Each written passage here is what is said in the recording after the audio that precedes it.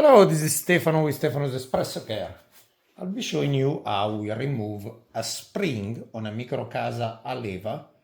And there are two versions. There is a pre-97 and there is a since 97. The basic difference is that the shaft used to be shorter, did not have an hole, which would make it a lot easier to remove the piston. So one of the suggestions that we make, I guess, if you don't want to make yourself a contraption like this, you could drill a little hole, find a spanner wrench, drill a hole to match the size of the spanner wrench, and then use this to unscrew the piston. So you can release tension to the spring. If that's not an option, you can make a contraption like this. Excuse me. There are different ways that people make homemade contraption. The point of doing this is that you're compressing enough of the spring that you're accessing one of the pins, so you could remove the little clip, the C-clip.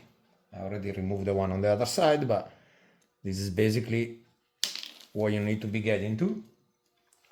Removing the clip so you can access the pin, and in doing so you'll be removing tension and be able to access the spring. So let's say that that's what's still going on. That pin should be already loosened enough.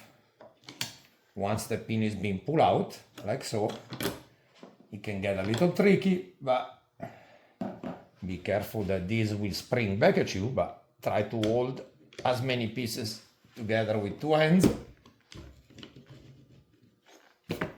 so they don't fly away, like so.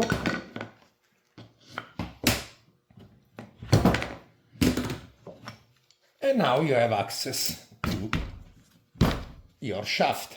Now the main difference between the two, again, older one, newer one, they also compensate also with the lever itself to make it longer, to give more leverage. Now, what is the new, I will say, invention? Thank you to a customer that went a step further, is to create two little spacers. So the difference of the diameter was like so. Spring on new piston, no play. Spring in old piston, play. So for the top plate, play, smaller diameter, no play. What we have now are spacers that they get installed, one each in the piston, one each on the plate. That will eliminate the play on the spring, so there is no play anymore. Once that's done, recompress the spring enough and redo what I was doing when you are first removing it. Again, alternatively to that, you can find a spanner wrench, drill a hole enough that the spanner wrench can sit in, and use these to unscrew. Of course, be aware that you'll be fighting the spring or the tension. This is it. Thank you for watching.